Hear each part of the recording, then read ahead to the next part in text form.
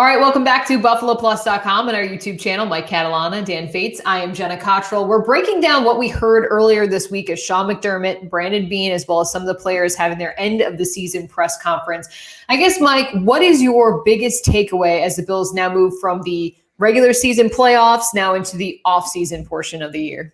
I think they are pleased with how the season went in total, but they're doing their best to kind of forget about that. And, McDermott's pretty blunt. He's like, we're starting over next year. But you kind of are. I mean, if you sit there and embrace what you did the year before, sure, the Chiefs have been better, and you try to catch the Chiefs, but guess what? The Ravens were close to them. The Colts were close to them. The Dolphins think they're close. Who knows what's going to happen with all the quarterback changes? All these teams are now chasing the Bills, and I think they know that. And they don't want to make decisions like we're one piece away or one guy away. The core of this team will be back, but they've got tough decisions to make thinking about next year and maybe the next 5 years in total. And that's the delicate, and maybe it's also because these Zooms were 48, 72 hours after the season, but I almost felt like they almost didn't appreciate or like still hadn't had that time to digest what they accomplished. And they were like, well, we didn't win. So like, we got to go back to the drawing board and we got to start over. Like Sean McDermott, that was the best soundbite he's ever had in his entire life, talking about how if you think you're this close, you're wrong. You really have to start over. Talked about how, and I tweeted it out and a bunch of people have commented saying that you could also use what Sean McDermott said about life and about any profession. I saw teachers retweeting it and college coaches just being like, if you think you're good now, there's somebody else that's chasing behind you. And if you only want to improve this much to get to that next step, like you're not there yet. And I'm finding it very delicate again, where you find that way, guys, between Mike, I'll make the analogy of an NBA team. The Houston Rockets have always been trying to chase the Golden State Warriors. And look at where it got Houston. And Golden State still won all their championships. So you do have to continue to build long-term success and not always be thinking about the Chiefs. But Jenna, they talked about the Chiefs a lot. They did. You could tell it was weighing heavy on their mind. But I think that just is the piece of now knowing that the Chiefs are who they are, and that is a dominant team. I mean, the AFC Championship has run through Arrowhead. This is going to be their second time going back to the Super Bowl. They're just doing the run it back tour if you talk to Chiefs fans. So they've made themselves not just contenders, but the Patriots, I feel like, of this new decade as we now go forward. Now, will they be as successful? There's still plenty of time to see how things ride out. But you are always going to be compared to the Chiefs in terms of the AFC as of right now. So I think the Bills, it was funny though, Dan, you mentioned how they felt. I agree. I felt like it was, we weren't good enough. And we struggled and we were outmatched and all those things. Like, I think those things are true about that game on Sunday in the AFC Championship. But when you look at the season as a whole, it's like the team came very far. Like from where we thought they would be to where they ended the season, it's incredible, the progress. And Mike had said that going into this AFC Championship, that we had talked about, this is a successful season, guys. Like they made it. This is it. And Mike, you were the first one to be like, that'll come in a little bit. Like there will be the initial burn of like becoming so close. And that's what Beane and McDermott said, that the farther you go, the more it hurts, because Beane said to be 60 minutes away from being in the Super Bowl and not getting there really hurts, Mike. Yeah. And look at these guys though. If you're a Bills fan, and likely you are, you're watching us right now, you want that mindset that they have. These guys came in and took this franchise to the playoffs. And what the first thing they do after that? They blew it up. And then they somewhat started over and they got the quarterback. And then they got to through that year and then they built it up. Then they got to the playoffs and they're like, yeah, that's not good enough. And then they got to this part. That's how you do that. That's not saying you won the offseason like Rex Ryan used to say. That's saying, yeah, it's great. Like we got here. It's climbing a mountain, but you don't get to camp right next to the top. You got to go start at the bottom again. And you really are in the NFL, maybe more so than in any other sport, right? I mean, when the Yankees take the field, I mean, they kind of know they're in pretty good shape to make the playoffs, right? That's the way it works in baseball. I mean, the Lakers know going into this year, they're in the playoffs. Yeah. You don't know that in the NFL. You just don't know it. And the other thing I thought today, it's rare when they say it, but Beane said today, and we were really healthy.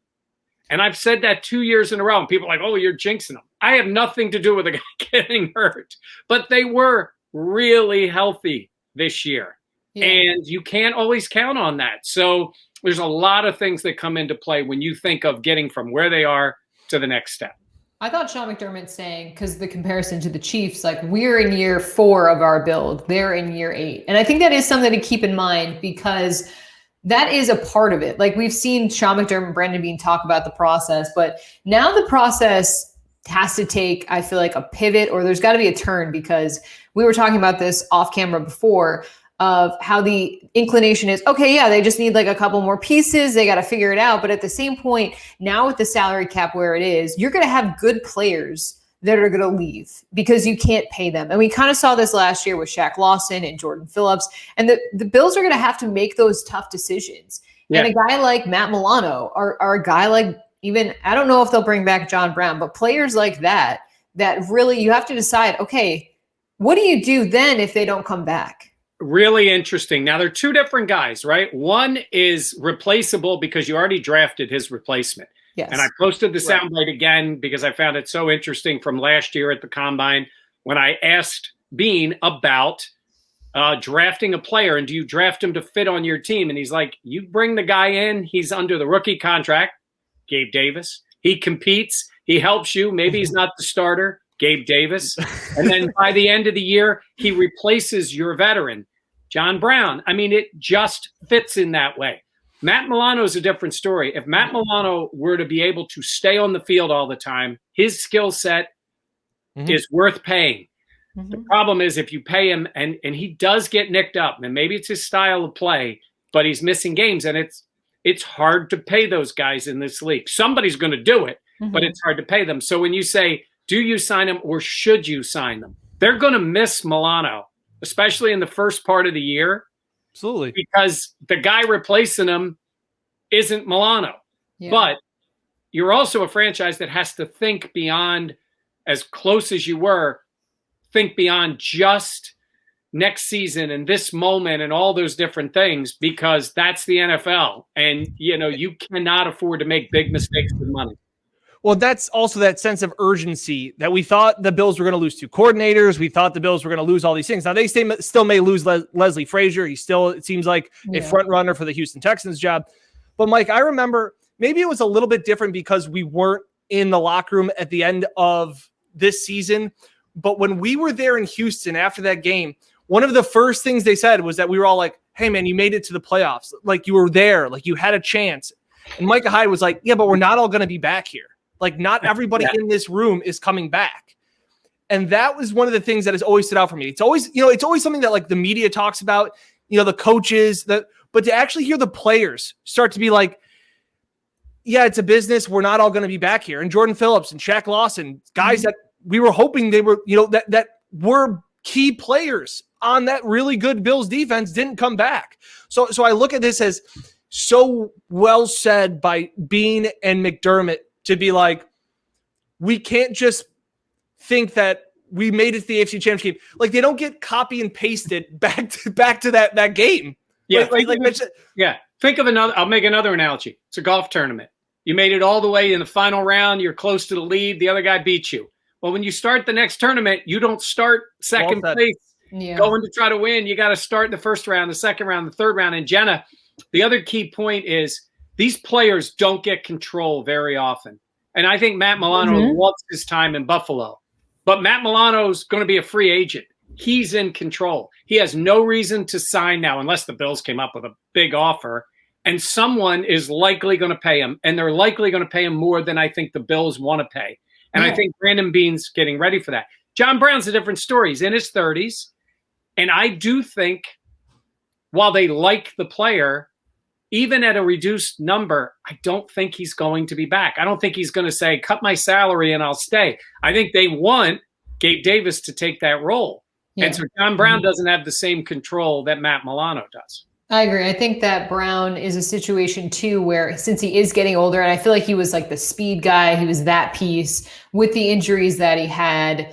And yeah, when you have a replacement like Gabriel Davis, who's not exactly the same type of receiver, but still has shown, even Brandon Beane mentioned it, like he didn't look at Davis as a rookie down the stretch because of how well he played. He really stepped up. Milano, though, has so much leverage.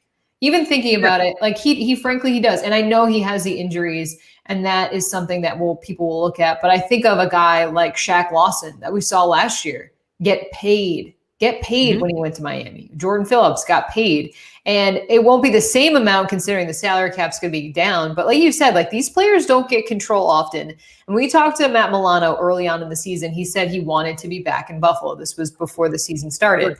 And that he wanted to contain Lamar Jackson. yeah, exactly. He did. He got that. Check that out. He only spoke like 3 times this year. Yeah, but seriously. But I think it's hard to do that. Like you want to come back to Buffalo, but if there's more money out there, I mean, it's hard to say no to money. You know, it's a weight that has to be carried.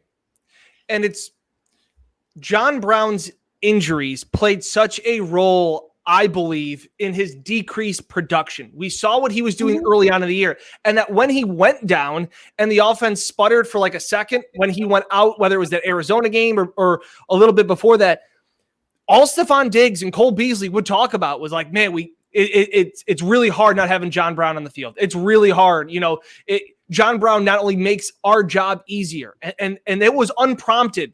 They were saying about how much John Brown meant. And it just seemed like it's almost like Milano could play through his injuries and still play his style. He can still cover. He can still do all of those things. John Brown was not himself. It didn't look like he was even catching the ball the way that he normally goes out and plucks the ball. Balls were getting into him. He was bobbling some. He's a sure-handed guy. I just think that his injuries the back stretch of this year really affected his game. And that's what's going to make it even tougher because he could get healthy, go to another team and have another great year like he did last year. Yeah. And Bills fans will go, man, what did we do? And then and what if Gabe Davis takes a step back, which is possible. Like all of those things. And these are all the what ifs. And if Brandon Beane had a magic 8 ball and could shake it all up and say, this is what I know is going to happen, he would win the executive of the year every single year. But that's not what happens. Well, the other place, Jenna, I think he was pretty blunt about the tight end position. Oh, yeah. I was kind of shocked by that. Yeah, he needs more out of it. And, you know, obviously he's like, yeah, we'd like a guy like Kelsey. You know, he didn't. That was the best. Yeah. Like, I think he said the guy we just played against because I don't know. Is that tampering if you say Kelsey? But normally you won't hear anybody say that. And I do think they like Dawson Knox, but like not love. Like, you know, COVID, injuries, drop passes. I think he's too talented to have some of the issues that he had this year. Not the COVID thing. I mean, the drops, the inconsistency. Yeah. I think they see flashes of that talent.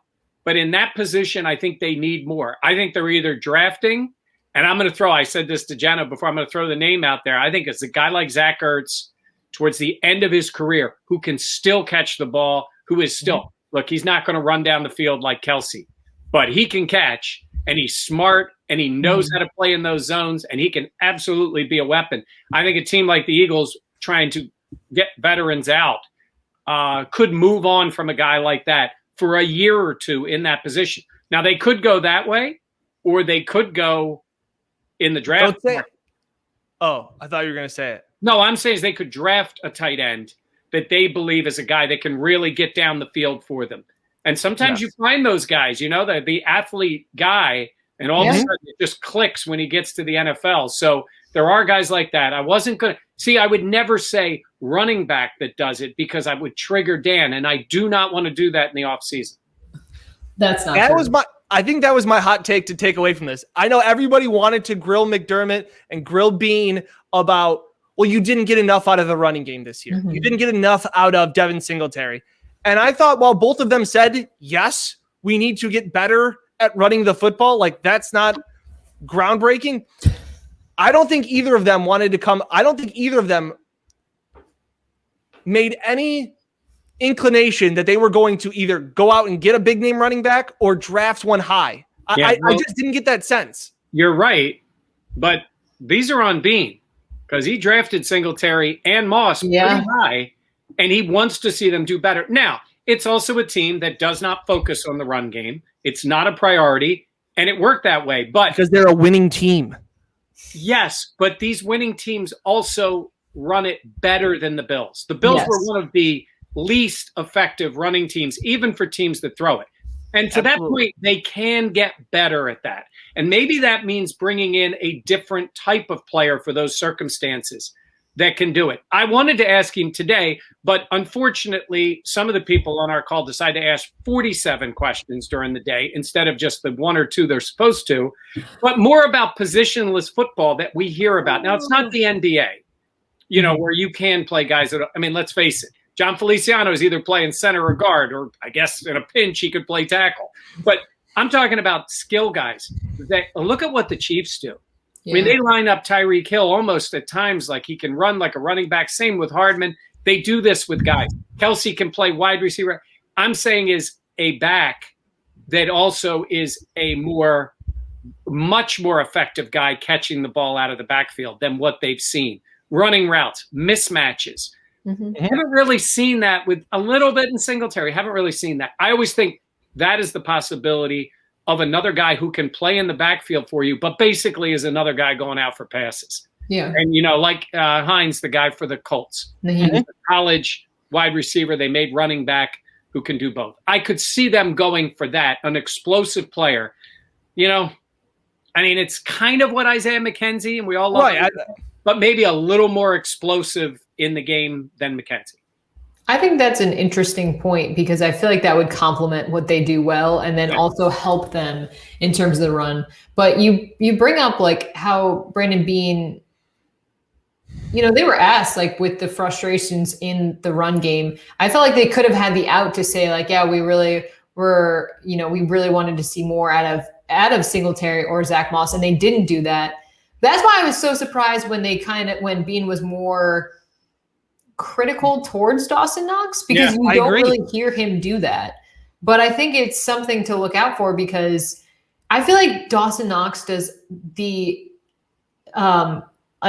incredible things so well and then the routine things so poorly. Yeah, that's well said, Jenna. And it was not only what he said. Like you said, it's not only what he didn't say about the running backs, it was what he did say about the tight ends, to say that it was up and down. It was inconsistent. Yeah. And he said that we don't put fear in defenses of, oh no, here comes those tight ends. How many times did we talk to the Bills about how are you going to handle this tight end? You guys are having trouble, covering tight ends. Yeah. It was every week. And so that as Brian Daboll has become a great offensive mind in the NFL because he's abandoned first down runs because they're so useless and just not important. They know that the NFL is becoming mismatches with these tight ends. Like Travis Kelce is today's Jimmy Graham. He's a wide receiver that has a tight end label. Like that, that's pretty much what he is. Yeah. And so to see that, and Beane kind of said today that there were times where Devin was one guy away from breaking a big one, which I thought was very interesting for him to say, like really kind of standing up for like, it's not all Devin's fault. And he's like, well, then again, Devin did just miss some holes. He's like that, that also happened because Brandon Beane talked for an hour and 4 minutes. Yeah. Yeah. And by the way, at the end, after the 6-hour Zoom, when I did get a chance to ask a question, I asked him, and he thought it was a good question, probably because it wasn't a repeat of everything else he's already talked about. But I asked him about the quarterbacks around the league and not being part of it, which, that wasn't really – I wanted to know what he thought about the volatility around the league because that's going to change a lot and in the division. And you heard what he said. There's some good ones out there. We hope the good ones don't come to our division. He didn't say Deshaun Watson, but that's who he was talking about. Well, he talked about that importance once again, and I feel like we kind of lost this with how far the season went of like how important it is to win your division. Yes. And how important it is to take care of the AFC East and go from there. They talked about wanting to host the AFC Championship next year. Obviously, that's a goal that they're looking towards, but just taking care of business. Because there is so many question marks now going into this year in terms of looking at the quarterbacks for their opponents. Yeah. But taking care of business like that would be, that's huge. And I love Beane before the season talked about how that was the goal. And to see them check that off the list, I think is encouraging to show like, okay, They're going about this in a strategic way. Yeah.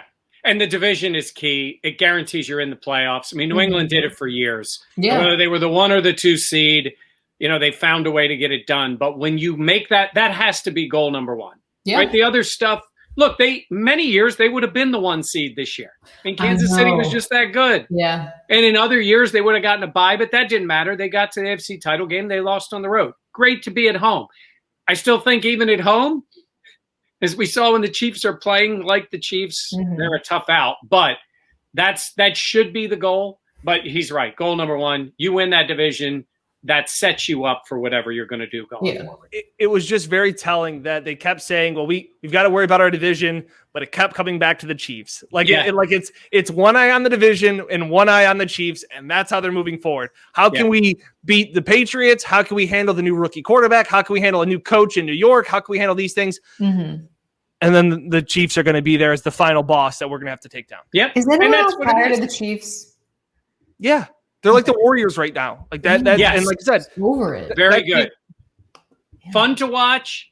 Well, when they win again, now, I mean, most people are going to root against Brady unless they love Brady. But when they win again, we're done with the Chiefs around the country. It's like, okay, Andy, we all love you, big fella. Get your burger, but we're done seeing you win. We want to see somebody knock you off.